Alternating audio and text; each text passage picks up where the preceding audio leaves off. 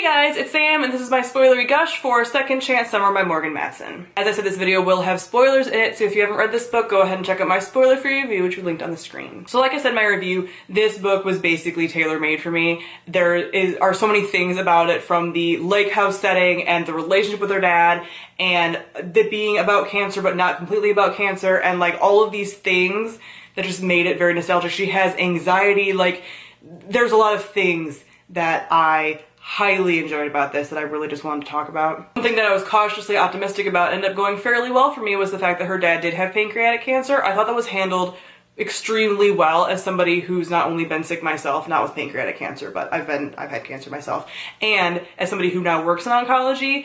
The way that it was described was really well done. The way that he progressed was really well done, and the way that everyone was reacting to him was good without it being too much, in my opinion, just about everybody else's reaction. Like, Morgan Matson did a good job of focusing on like Taylor's reaction, but also how her dad was feeling and having some kind of perception about how her dad was feeling, and the fear around it, like being brave but also being scared, and all of that I think was really well done for like a story that is talking about cancer, because I do think that a lot of stories use it as a plot device, and it didn't really feel plot devicey here for me. Also, the relationship between Taylor and her dad just, like, I knew this was gonna be a problem because my dad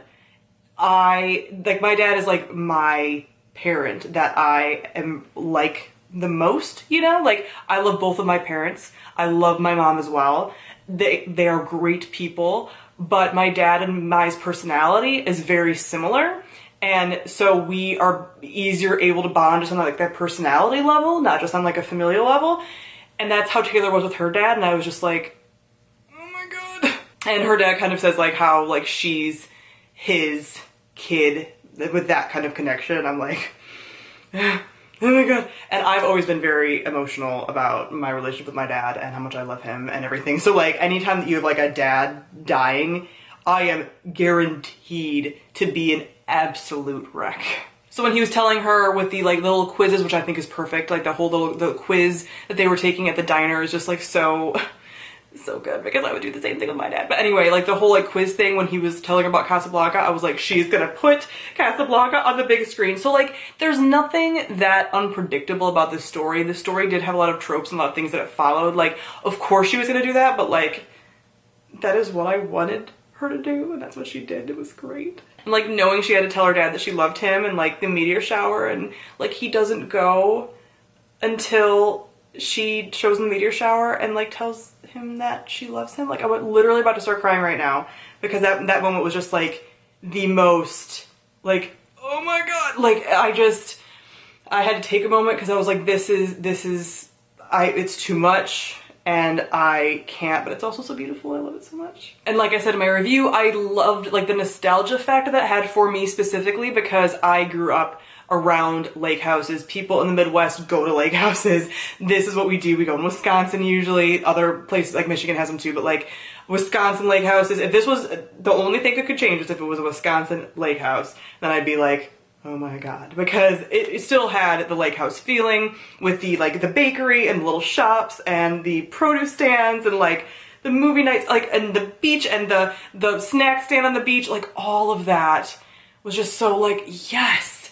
I got so excited that I kept telling Gerald as I was reading it, I was like, we need to go to a lake house. Like I like beaches, you know, ocean beaches just fine, but there's something that just touches my soul about a lake house. They make me so happy. So like I said, was there a lot of predictable stuff? Yes. You go into it knowing that her dad is gonna die. I still was crying.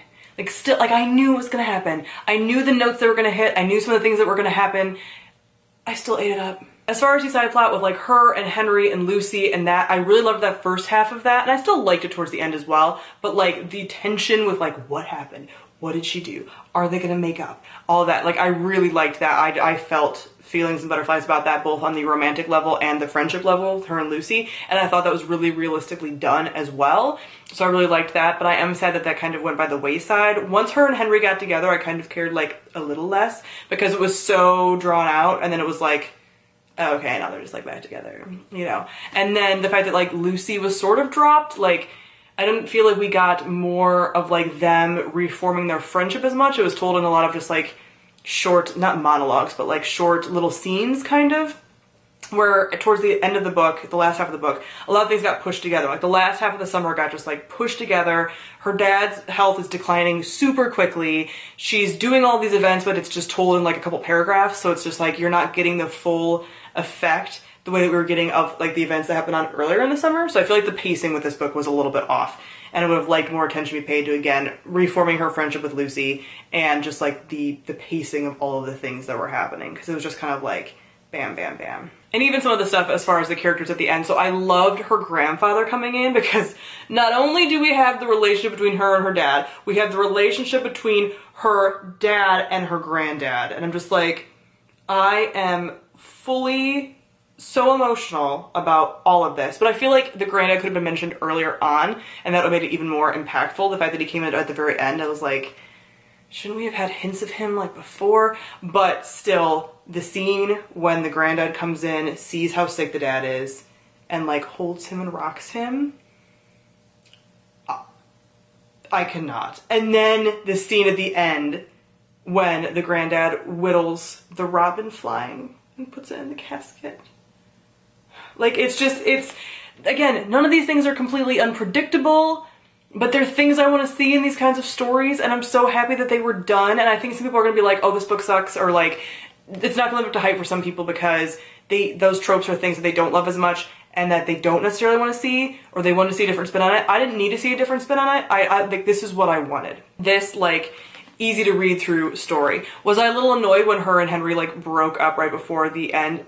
Duh. I feel like that didn't need to happen because it was kind of predictable. You knew they're gonna get back together in the end. You knew it's just her running away from things again, blah, blah, blah. But it needed to happen, I guess, for her to like realize that she's running away even while staying in one place and all of this. So like these kind of like overarching themes or whatever. But it was still like, meh. But again, that part of the story was not like the biggest thing for me. They could have spaced it out a little bit more, maybe had her and Henry not get back together so quickly. That would have made a little more sense to me, blah, blah, blah. But overall, still really enjoyed it. And those little points only detracted from this slightly. I was like, oh, I really should give it 4 stars. I was like, no. This is a 4.5 stars. It's almost 5 stars for me. I love this. It's one of my favorite contemporary books, and I like so few contemporaries that when they knock it out of the park for me, they really knock it out of the park for me. So that's what I thought of Second Chance Summer. Comment down below, let me know your thoughts on Second Chance Summer. I have only not read now from Morgan Matson. I've read this one, I've read Amy Rogers' Epic Detour, and I've read Since You've Been Gone. So I need to read the dog walking one, which I'm forgetting the name of, and then the new one that is just coming out, or is about to come out, the Save the Date one, which I'm excited about, which I recently showed in a book haul. So yeah, I like Morgan Matson books. Morgan Matson and Jandy Nelson are like the two that I'm like, I will read you. These are contemporary books that really speak to me when so few do. So comment below, like I said, let me know your thoughts. Thank you all for watching, and I'll see all you guys soon. Bye.